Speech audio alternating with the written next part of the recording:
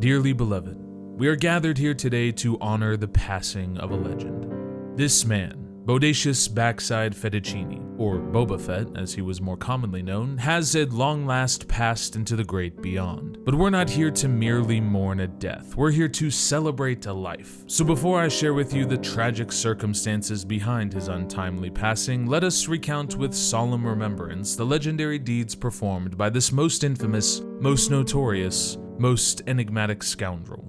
This is the story of Boba Fett.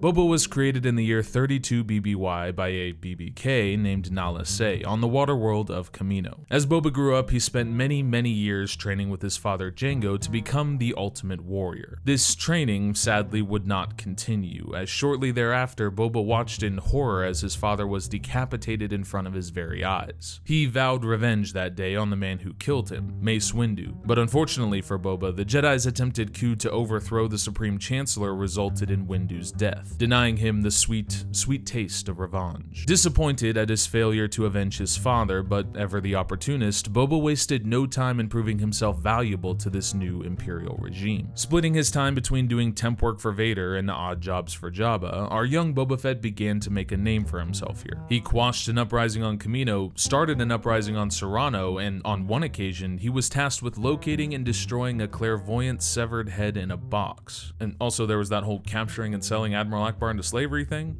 Good times. All this goodwill garnered by Boba through these legendary feats earned him the right of first refusal for any future bounty work for the Empire, which is how he came to find himself standing on the bridge of the Executor with several other top hunters being tasked with tracking down Boba's old rival, Han Solo. Boba's prize for his assistance was the scoundrel Solo himself, frozen in carbonite. Boba collected a sizable bounty for bringing Solo to Jabba, and remained at his palace on Tatooine for several months, until one fateful day, when a bounty hunter named Boushh arrived at the palace, having apparently captured Solo's longtime friend and first mate, the Wookiee Chewbacca. In reality, this turned out to be a wildly inefficient and needlessly complicated ruse put on by the senator-turned-rebel scum, the Princess Leia Organa, in an attempt to rescue Solo. This whole fiasco ultimately led to the appearance of the now Jedi Luke Skywalker and culminated in a battle where Boba's jetpack malfunctioned, sending him careening directly into the maw of the dreaded Sarlacc beast, a fate from which no being had ever escaped. Now you might think this is the reason we are gathered here today, but you would be wrong. For decades following his apparent death, rumors spread that Boba had somehow survived the pit and was still, in fact, alive. Some of these rumors suggested that he had never missed a beat and had returned immediately to his bounty hunting ways, even tracking down and capturing the infamous Butcher of Montelian Surat. It was also rumored that he had eventually gone back to his ancestral homeworld of Mandalore to claim his birthright as their ruler and fulfill his destiny as Jaster's legacy. Some claim that he even looked past his grudges and worked with Luke Skywalker and the New Republic to fight against the invasion of the Yuuzhan Vong, and also led an army of Mandalorians in the Second Galactic Civil War. In the end, these legends painted a picture of a man fully realized, who evolved from a bitter, resentful child into a measured and tactful hunter, directing all of that rage into mastering his craft, ratifying and forever upholding an unbreakable code of honor just like his father. A man who, after surviving the Great Pit of Carkoon, after coming face to face with his own mortality, chose to grab life by the Beskar and fully embrace his place in the galaxy. First as a warrior, then as a leader, then as a patriarch, and ultimately as a hero.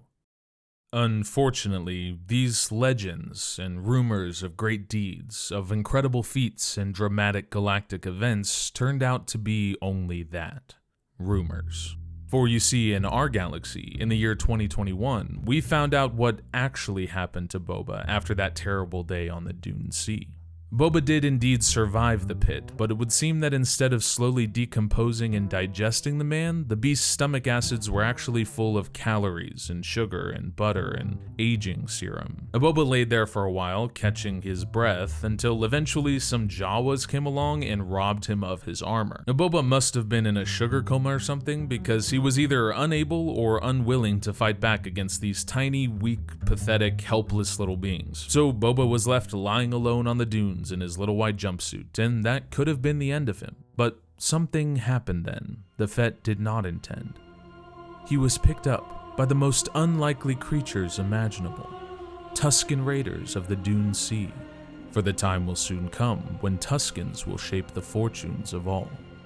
Now, you might have thought the Tusken Raiders were nothing but savages who attacked random boys and their droids, who took potshots at pod racers just for the lulz, and who kidnapped innocent women and tortured them in unthinkable ways up to and including the point of death. Yet, in fact, based on everything you've seen up to this point, you might have come away with the impression that the Tuskens are kind of evil. Well, you bigot, let me introduce you to a little concept called #NotAllTuskens, because these sand people, excuse me, I am so sorry, people of sand, were not at all like the racist propaganda you've been led to believe. These people of sand were kind and empathetic. They nursed Boba back to full strength. They introduced him to the wonderful healing properties of the Nostralis lizardus psychedelicus, which led Boba to find a stick which he then carved into another, more different stick. They then taught Boba how to play with this stick while gathered around a large bonfire with all the other men from the tribe and their sticks. Just a group of grown men all in a circle playing with their sticks together. Don't worry about it. In return for showing him how best to play with his stick, Boba decided that he would teach these noble savages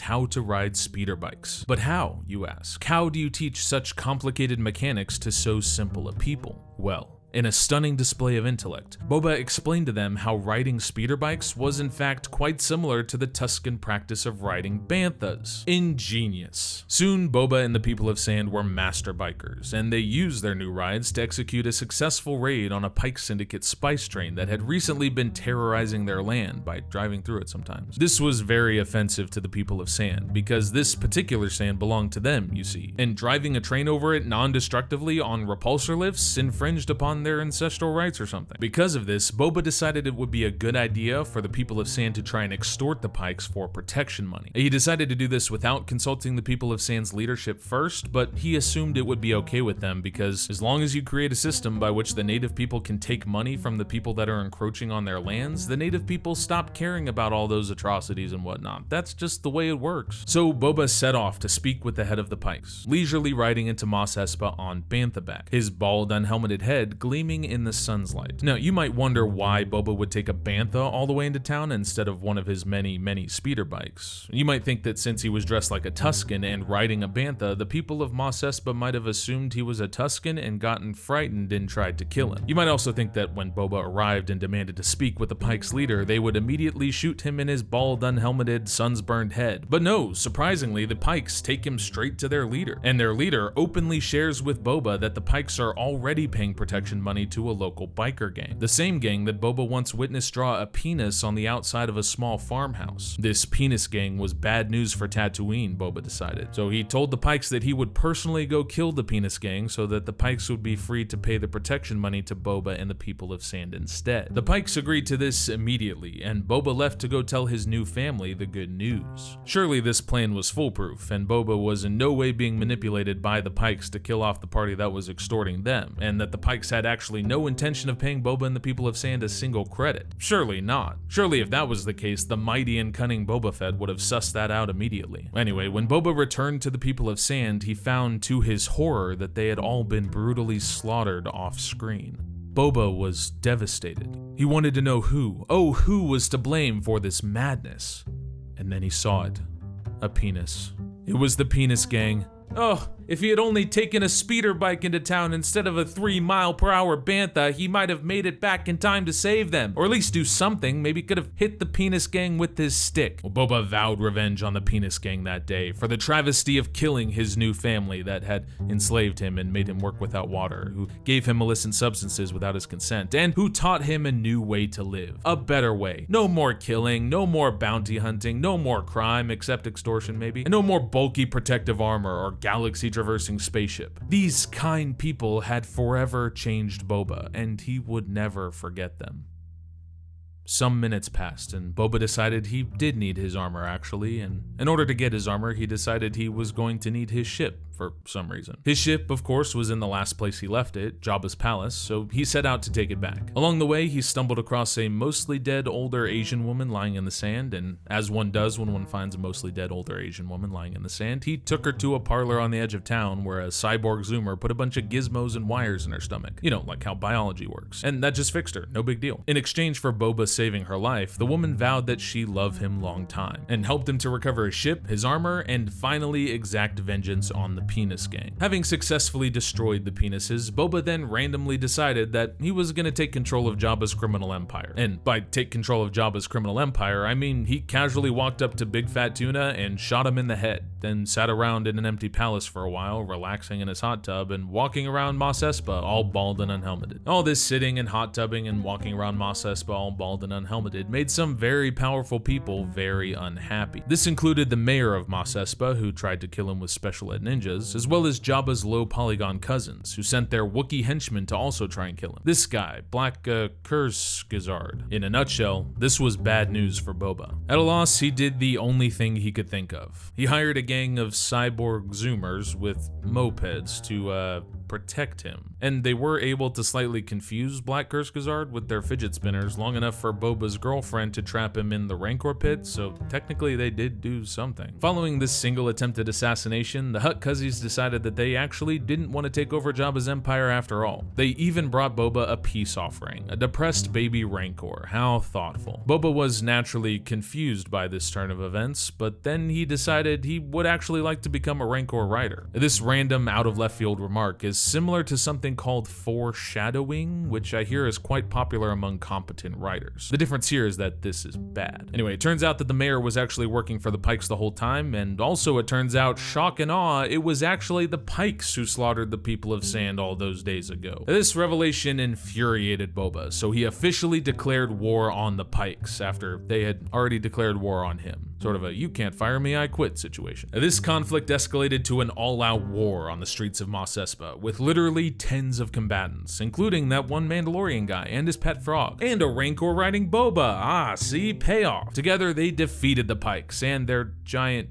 droidica. Holy Hoth, look at the size of that thing. That is some Clone Wars era technology right there. Have the Pikes just been sitting on this thing for the last 30 years? Why didn't they sell this tech to the Empire? Forget running spice, this would have made them some real money. Licensing, baby, that's where it's at. I mean, the shield generator tech alone would be worth billions of credits. Strap one of those bad boys onto the AT-STs on Endor and those fuzzy little bastards never would have stood a chance. Sorry, what were we talking about? Oh, yes, sorry, my apologies. Boba and his friends defeated the Pike Syndicate and saved their town. And Boba took his place as the #1 crime lord in Mos Espa, which was quite an accomplishment because he did so without ever committing a single crime. And that, my friends, brings us at last to the real reason we are gathered here today. Because although the man may have escaped the Sarlacc pit, his spirit never did. This is not Boba Fett. This molding, bloated carcass who averts his eyes from the most mild of violences, who chooses for no discernible reason to forsake his life's work, his father's armor and ship, to abandon the entire material world to go live in the desert with a group of hippie savages who don't even speak the same language as him.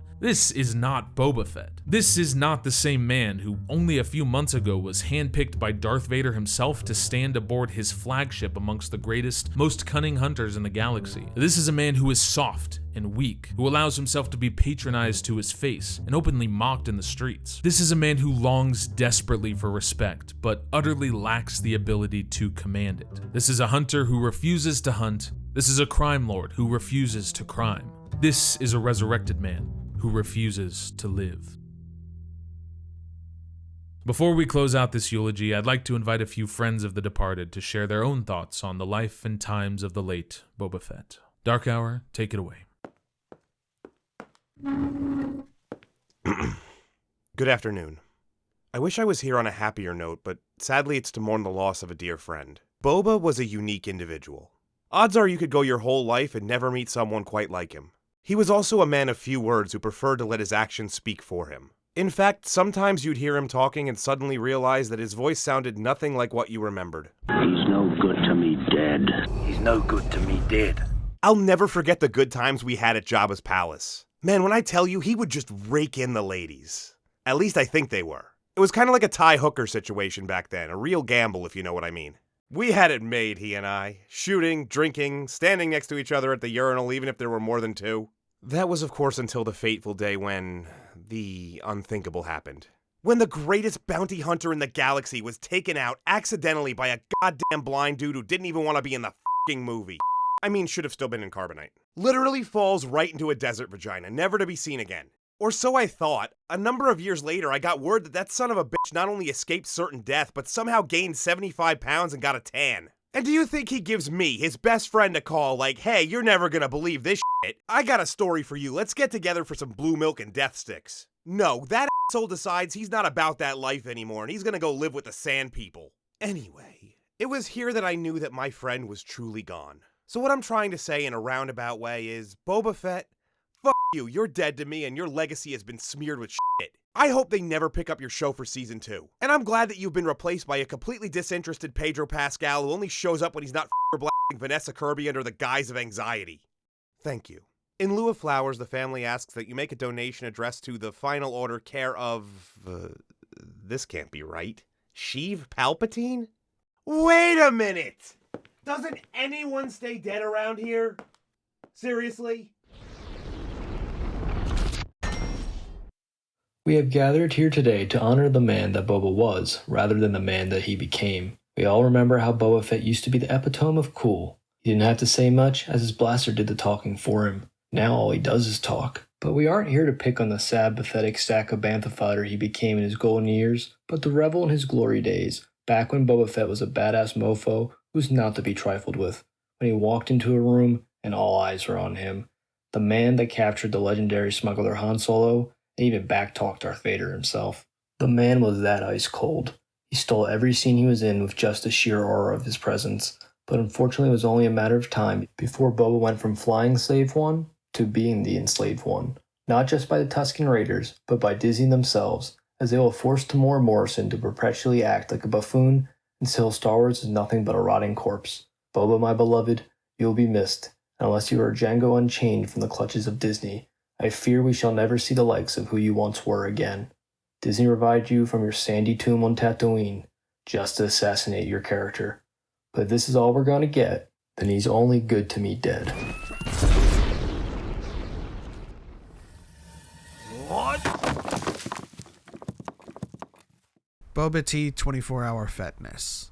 That's what I used to call him before I heard some rando jobber accidentally shoved him into the pit of Carcoon. I thought I lost him forever. I'm told no one gets out of there alive. But one day, I get an ominous holo. That sucker actually escaped. He'd gone on a spiritual journey with the Sand Peoples of Tatooine. I thought to myself, that's good. Give yourself time to heal, and then come back stronger than ever. Hell, hunt down the chode that bumped into you, because that was an unceremonious ending to begin with.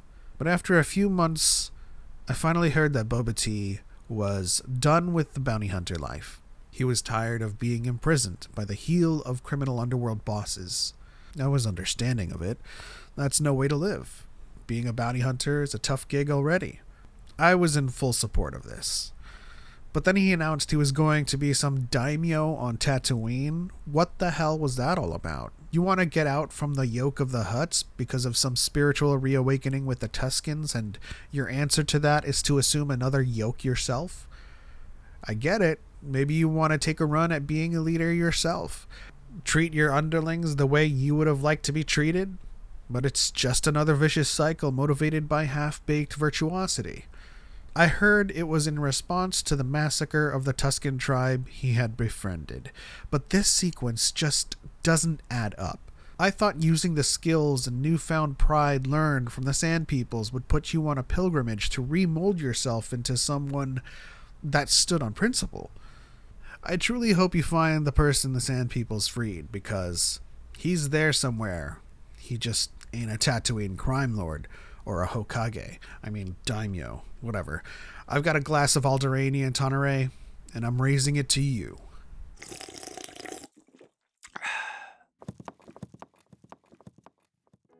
Comparing this shell of a character to the Boba Fett of Legends is about as unfair a fight as you can imagine, but I highly encourage you to do so anyway. There are so many fun and interesting stories in the EU about this character, only a handful of which I mentioned in this video. In fact, in the process of writing this eulogy, I used for reference the incredible work done by Metanerdz Lore over on his channel, where he produced a huge 3-part series that detailed Boba's entire Legends story in much more detail than I was able to go into here. So if you want to hear what actually happened to Boba Fett after Tatooine, I highly recommend you check out those and really all his other videos. I've linked his channel and all the Friends of the Departed in the description, so go give them a follow, you'll be glad you did. And if you want a place to start reading Legends Boba Fett, I recommend his section in Tales of the Bounty Hunters, which gives you sort of a bird's eye view of Boba's life. This book was released the same year I was, in 1996, so his origin is slightly different from what we see in Attack of the Clones, but character-wise, this book defined Boba Fett for a generation. And don't forget, you can watch the director's cuts of all of my videos over on the Patreon for free. No copyright shields, full-length context clips, just video essays the way God intended. As for this faux Boba Fett, we shall now bury him good and dead, leaving his corpse to rot far beneath the ground as we focus instead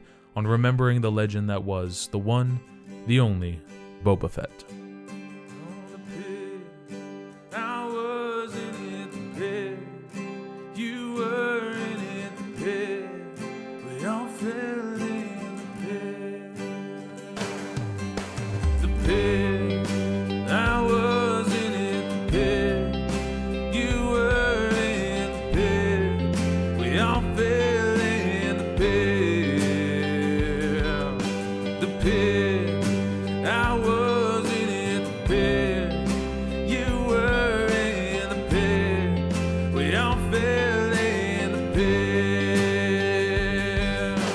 Sometimes life's gonna